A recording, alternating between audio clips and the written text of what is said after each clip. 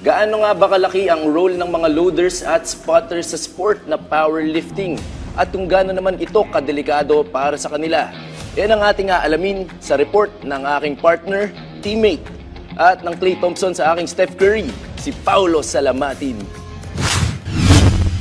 Sa mundo ng powerlifting, hindi lamang ang mga atleta ang bida. Nasa likod ng bawat matagumpay at ligtas na pag-aangat ng barbell ay ang mga spotters at loaders na nagsisilbing mga silent heroes upang mapanatili ang kaligtasan at kaayusan ng bawat kompetisyon.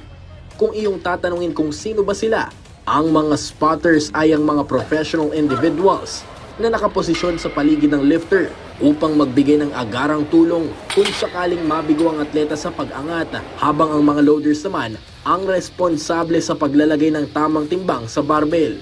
Sa panayam ng PTV Sports, ikinuwento naman ni Powerlifting Association of the Philippines former President Eddie Torres ang isang pangyayari na nagpapatunay na kapwa delikado at mahalaga ang role ng mga spotters at loaders. Hosted the Asian Championships about maybe 10 years ago.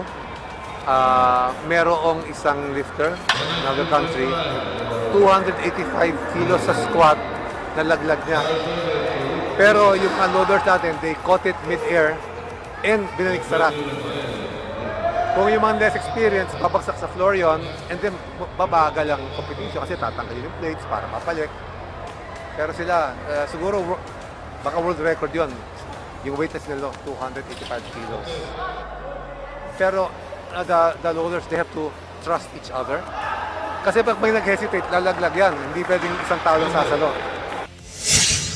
Maliban pa rito, sinong mag-aakala na ang binansagang strongest man in the Philippines mula noong 1990s hanggang early 2000s na si Eddie Torres ay nasubukan na ring maging spotter at loader. More than 30 years ago, nag-loader na ako, nag-volunteer ako noon.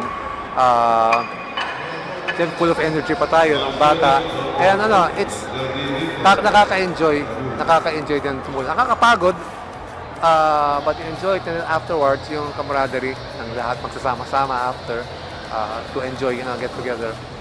That's part of the whole thing about being an official. It's not just in competition, but out of competition.